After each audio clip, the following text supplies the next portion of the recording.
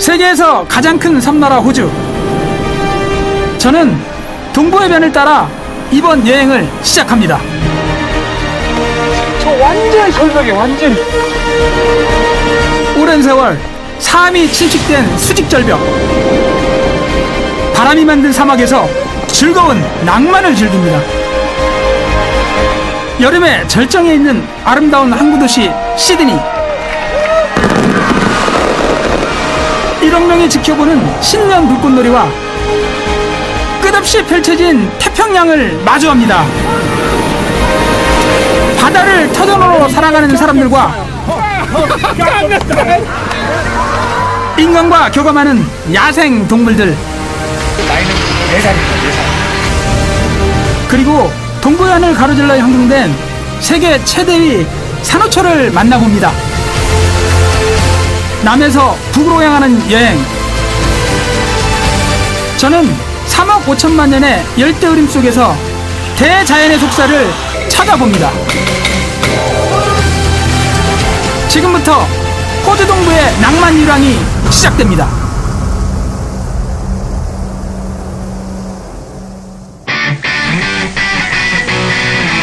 세계에서 제일 작은 대륙이자 전 국토가 하나의 대륙으로 이루어진 호주는 적도 남쪽에 자리해 있습니다. 비행기를 타고 약 10시간을 날아가면 호주 제1의 도시 시드니에 도착되는데요. 우리는 더 남쪽으로 이동해 멜버른에서 첫 여정을 시작합니다.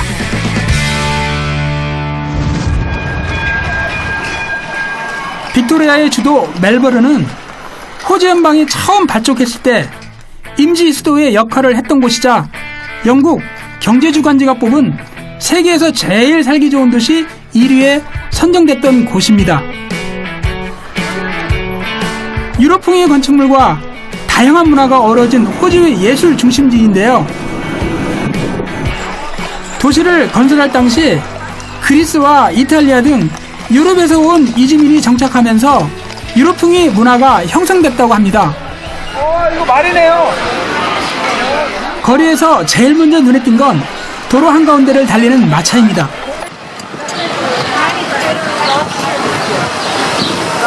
말이 지쳐가지고 지금 물을 먹이고 있어요. 힘들어가지고. 그래서 야, Houdini, 데니? Houdini, 후 데니? and Henry. 헨리. 러블리네. 꼭 자동차에 기름을 붓듯이 말에다가 물을 주네요, 그죠? 잘생겼네, 진짜.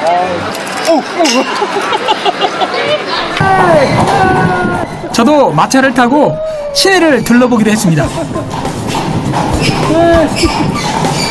이 만나는 모르는 전부 다 표현이 즐거워요. 다 즐거운 표정들이거든요. 보는 사람도 마차에 탄 저도 모두가 즐거운 마차 투어. 마치 타임머신을 타고 중세 유럽으로 날아와 귀족이라도 된 듯 어깨가 으쓱해지는데요. 이래서 멜버른을 남반구의 런던이라 부르나 봅니다.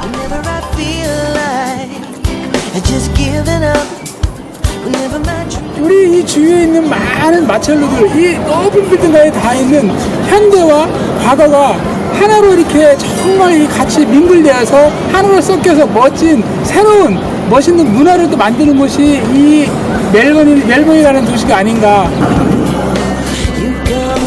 멜버른을 더욱 고풍스럽고 정겹게 만드는 명물이 또 있습니다. 바로 트램입니다. 이 멜버른 주변에 제일 좋은 곳은 바로 저 트램입니다. 저 트램 왜 좋냐고요? 공짜니까요. 정말 좋습니다. 여행을 하면서 가장 고민되는 것 중 하나가 교통수단인데요. 멜버른에서는 도시를 가로지르는 트램이 공짜입니다. 이 줄이 뭔지 아세요? 이 줄이요? 모르죠? 이거요? 누르면 한번 눌러볼까요? 들리시죠? 내린다는 뜻인데, 내린다는 뜻이. 시내 주요 거리를 순환하며 명소를 지나는 트램 덕분에 호주 여행이 한결 편안하게 다가옵니다. 도시의 뒷골목에 들어서니 멋진 벽화가 곳곳에 그려져 있는데요. 그래피티라 부르는 길거리 낙서입니다.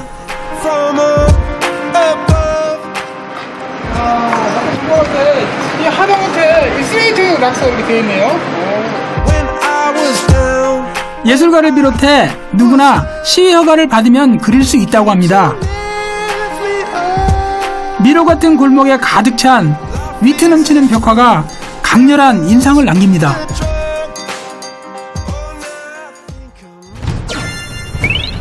이제 저는 멜버른에서 300여 킬로미터를 달려 그레이트 오션 로드로 향합니다.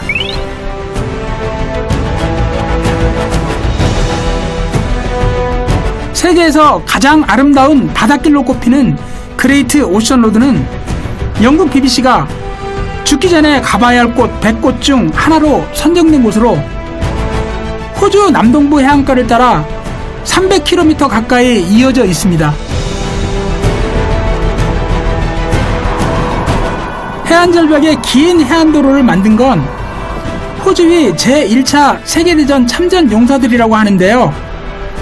중장비도 없는 열악한 상황에서 무려 16년 동안 삽과 곡괭이로 이 도로를 만들었다고 합니다.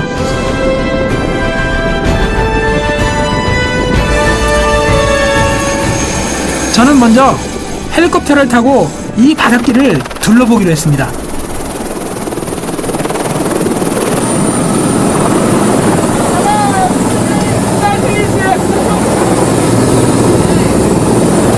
이제 올라가게 되는데요.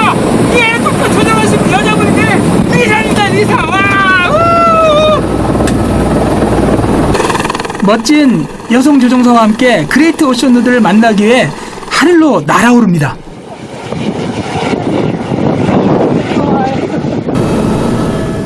드디어 제 눈앞에 호주 동부해안이 절경이 펼쳐집니다. 하얗게 부서지는 파도와 기암절벽, 대자연의 경이로움에 입이 다물어지지 않았는데요. 자연이 만든 가장 장엄한 광경을 이 공중에서 헬리콥터를 타고 지켜보고 있습니다. 이곳은 정말 세상에 있는 모든 끝에서 세상에서 끝을 제가 저 자신이 세상의 끝에서 날고 있는 것 같습니다. 파도와 바람이 만들어낸 해안절벽이 수천만 년의 시간을 간직한 채 끝없이 이어지는 그레이트 오션 로드. 자연이 빚어낸 아름다운 바닷길이 여행자의 감탄을 자아냅니다.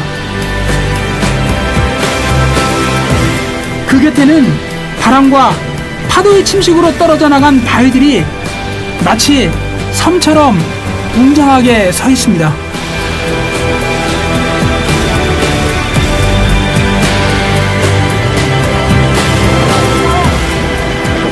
저는 다시 지상으로 내려와 그 바위에 다가가 봅니다. 와, 진짜 멋있다 저기. 이 장엄한 광경 앞에 제 자신이 무척 작아 보였는데요. 바로 이곳에 보이는 곳이 바로 지구의 끝 같지 않나요? 이 보이는 절벽, 그리고 저기 끝에 보이는 것이 이 지구 억성의 마지막 끝단에 와 있는 것 같지 않습니까? 해안절벽에 우뚝 서 있는 바위들은 예수의 12제자를 닮았다 하여 12사도라 불립니다. 세찬 바람과 파도에 침식된 것인데요. 제가 도착했을 때도 바람이 거셌습니다. 때문에 어쩔 줄을 몰라요. 와, 스위디, 와. Where did you come from? Italy. You? From Korea. Yeah. Oh, it is really amazing. Oh, how do you think about this scenery? Beautiful. Amazing. Amazing. 이렇게 바람이 불어가지고 이렇게 스타일 잡히겠다 할지라도 너무 좋지 않습니까?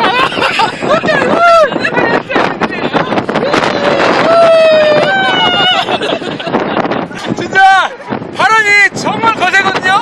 근데 여기 서 있으니까 이 바람이 이 거센 바람을 받으니까 제 이 세상사에 있던 모든 근심과 걱정이 이 거친 바다의 바람과 같이 다 사라져 버리는 것 같아요. 너무너무 신나고 너무너무 좋습니다.